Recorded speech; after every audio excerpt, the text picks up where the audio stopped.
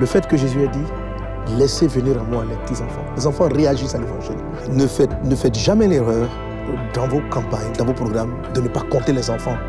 Ne faites pas des écoles du dimanche pour débarrasser les parents de leurs enfants en vue que les parents puissent écouter le message. C'est une grave erreur. Les enfants qui sont avec vous sont le futur de votre communauté, sont le futur de votre église. Pasteur Mohamed Sandaogo, lors de vos nombreuses croisades, vous avez certaines stratégies et des organisations bien particulières pour vraiment parfaire le travail d'évangélisation. Lorsqu'on part évangéliser, on fait un travail, je dirais, holistique. C'est-à-dire on veut toucher vraiment tous les domaines selon ce que le Seigneur nous a montré. Et deuxième chose aussi, Jésus a dit une phrase qui est très importante dans la méthode d'évangélisation. Il dit, il envoie les disciples 2 à 2, il dit, quand vous arrivez dans une ville, si vous entrez dans la maison, s'il se trouve une maison de paix ou un enfant de paix, votre paix reposera. Et c'est là qu'à partir de cette maison en particulier, vous devez annoncer la parole de Dieu. Donc, l'Esprit nous a fait comprendre que pour pouvoir aborder efficacement une région, une ville, il est important pour nous de trouver ce qu'on appelle la maison de paix ou l'enfant de paix. Alors, l'enfant de paix dans des villes, souvent, c'est quels sont les gens qui répondent le plus facilement à l'évangile, Donc, ça caractérise une de nos méthodes d'approche. Et tu vas te rendre compte que les gens qui répondent le premier à l'évangile, souvent dans les villes, sont les enfants. Les enfants sont un véritable terrain d'évangélisation. Les gens voient la grande croisade, mais on a de véritables campagnes dans les quartiers, dans les endroits. Nos bases missionnaires à travers la Côte d'Ivoire ont des programmes missionnaires pour les enfants. C'est beaucoup plus difficile à un adulte de se tourner vers le Seigneur. Parce qu'il a déjà pris des habitudes, il lui est difficile de renoncer à certaines choses. Mais lorsque vous gagnez un enfant, 10 ans plus tard, c'est un adolescent, 5 ans après, il rentre dans l'âge adulte. Et s'il est affermi dans la foi, voilà. Donc, l'évaluation des enfants est très importante dans nos stratégies. Partout où nous partons, nous mettons un point d'honneur vraiment à toucher les enfants, à mener des actions vis-à-vis des enfants. Donc, on a un département qui est là qu'on appelle Enfance de vie, qui évangélise les enfants. Donc, on a les actions sociales, médicales, tout ça. On a les programmes des enfants dans les croisades. On a aussi des programmes par rapport au secteur d'activité, par rapport aux différents secteurs d'activité. Donc, en marge des grandes croisades avec des milliers, des dizaines de milliers de personnes, on a des évangélisations, par exemple. Si on va dans une région rurale, on aura un programme pour les agriculteurs. Ça, c'est bon. Donc, on les appelle à titre d'agriculteurs. On a dans l'église des ingénieurs agronomes. On leur dit, mais si Dieu vous a rendu ingénieur agronome, vous n'êtes pas obligé d'aller évangéliser en disant d'abord Jésus, pour gagner les pêcheurs, faisait des miracles avec la pêche.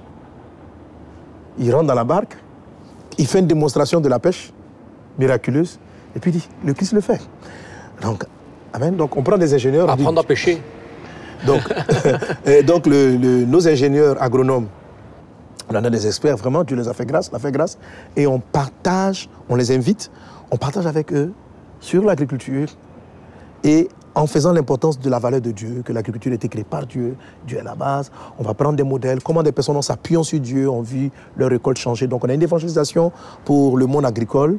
Et donc ces programmes-là pour les secteurs d'activité, on touche beaucoup les étudiants. Donc on a des profs d'université, des enseignants.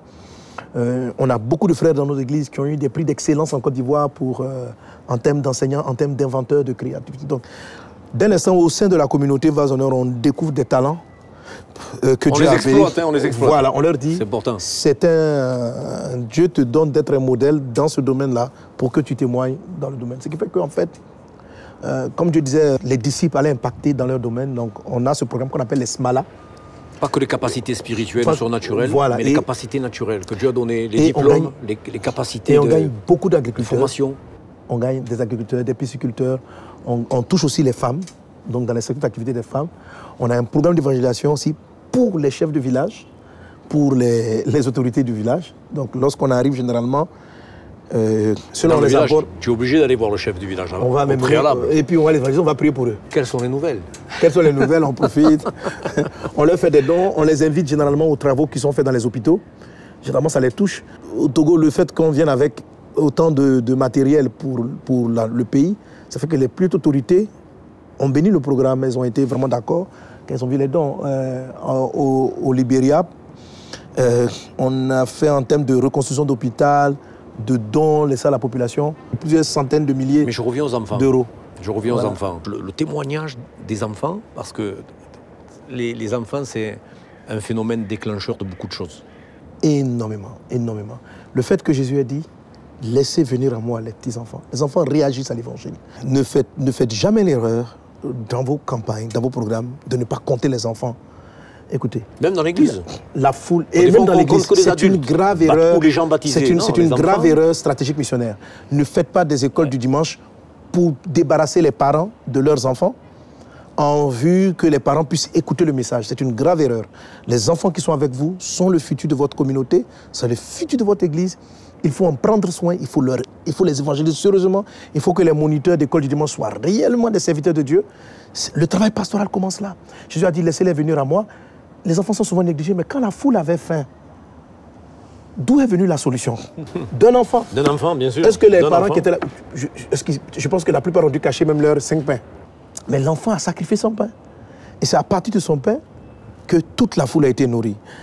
Vraiment, la Bible dit, par la bouche des enfants de ceux qui s'en ramènent, tu as manifesté ta gloire. L'évangélisation au sein des enfants, le fait de penser aux enfants, le fait de s'arrêter pour les enfants, le fait de prier pour les enfants, est quelque chose qui touche le cœur de Dieu et ça vous ouvre le ciel en termes de campagne d'évangélisation. C'est ce que on appelle pour nous vraiment les enfants de paix. Et c'est vraiment une stratégie que le Seigneur a donnée en Luc chapitre 10. Amen, parce que les enfants, ce n'est pas l'église de demain, c'est l'église tout court. C'est l'église. Les vieillards, ça. Les enfants, les couples, les célibataires, c'est l'église. Et on bénit le Seigneur pour l'église que Dieu a établie. C'est comme la prunelle de ses yeux. Amen. À Dieu soit la gloire. À Dieu soit la gloire. Amen. Et ce matin, on a vraiment entendu des témoignages de la bonne nouvelle du royaume de Dieu qui est prêché dans le monde.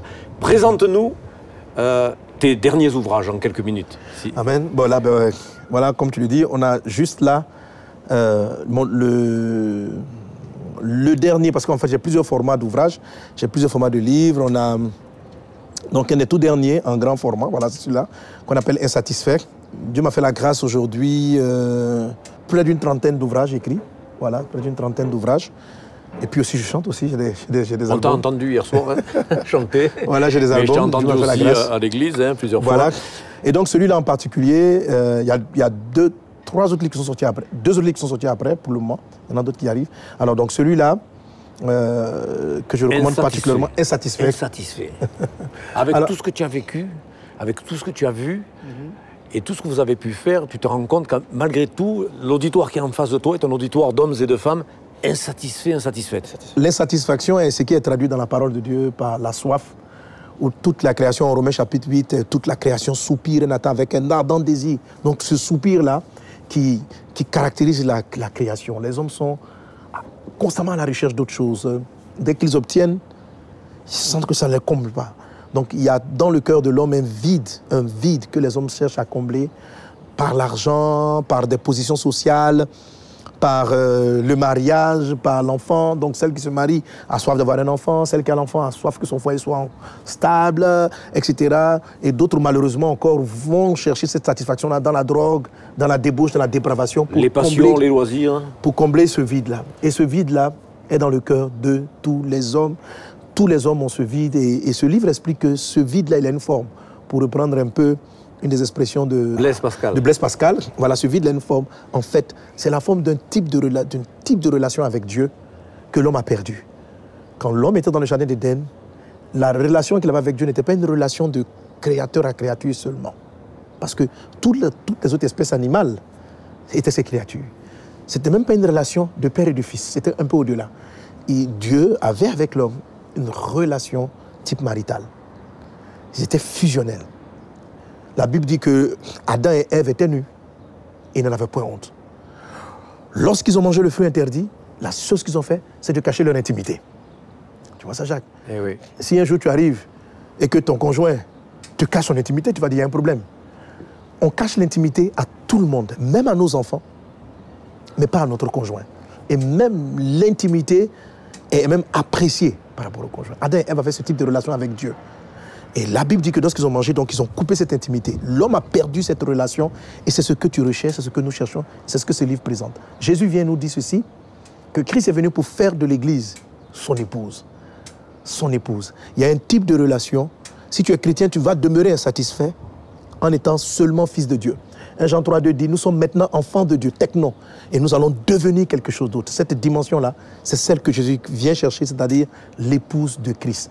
Ce livre explique comment, partant de cette soif d'insatisfaction, comment le chrétien ou le croyant peut rentrer dans cette dimension d'épouse de Christ qui est caractérisée par beaucoup d'amour pour Dieu et pour les hommes. Et amener le peuple à avoir justement cette soif de paix, de justice et de vérité. Il l'a dit là, un peu plus loin, derrière nous, le Seigneur Jésus, si quelqu'un a soif, qu'il vienne à moi et qu'il boive. Et comme c'est le sacrifice parfait, quand on l'a expérimenté, il est le Dieu Tout-Puissant, El Shaddai. C'est le Dieu qui suffit. Quand on a expérimenté le Dieu qui suffit, on n'a pas besoin d'aller voir ailleurs, d'aller rechercher à rassasier son âme par je ne sais quoi. Le pasteur Mohamed Sanogo vous invite à vraiment vous procurer ce livre Insatisfait qui va vous donner quelques clés pour retrouver cette satisfaction dans cette relation que nous avons avec notre Dieu, avec notre Seigneur, Yeshua, Jésus. Ça a été pour nous un grand honneur, sincèrement, de recevoir le leader, le pasteur de l'Église, des églises, vase d'honneur, de l'avoir reçu, de le recevoir ici, de l'avoir encore avec nous pendant quelques jours, ici en Israël, là où le Seigneur Jésus a marché, là où il a manifesté sa gloire. C'est ta 3e fois ici. Et je crois qu'à chaque fois que tu es venu, je pense qu'on a eu l'occasion de se rencontrer et de partager des temps de communion fraternelle. Je pense que ce n'est que le commencement d'une communion et d'une collaboration aussi avec la télévision, de la bonne nouvelle du royaume de Dieu. Mes frères et sœurs, nous allons rendre l'antenne et nous adressons un shalom à vous tous qui nous suivez depuis Jérusalem. Que Dieu vous bénisse, qu'il vous accompagne, qu'il vous garde. Et nous vraiment bénissons le Seigneur, de ce moment de partage, de ces témoignages que nous avons entendus et ce que le pasteur Mohamed Sanogo a expérimenté. Vous pouvez aussi l'expérimenter dans chacune de vos vies. À Dieu seul soit toute la gloire, la puissance, le règne et l'honneur, qui nous bénissent ensemble dans cette communion. À bientôt de se retrouver dans les studios et sur les studios, les plateaux de la télévision, de la bonne nouvelle pour la francophonie. La francophonie, 274 millions d'hommes et de femmes de par le monde qui parlent le français, à qui nous voulons leur adresser le message de Yeshua, le message de Jésus. Il n'y a de salut en aucun autre. À lui seul soit toute la gloire. Un grand shalom, que Dieu vous bénisse et que Dieu nous bénisse ensemble les uns les autres. À bientôt. Shalom. Shalom, j'espère que vous avez aimé cette vidéo. Abonnez-vous pour ne pas rater nos programmes. Merci de faire partie de notre famille TBN. Que Dieu vous bénisse. Shalom de Jérusalem.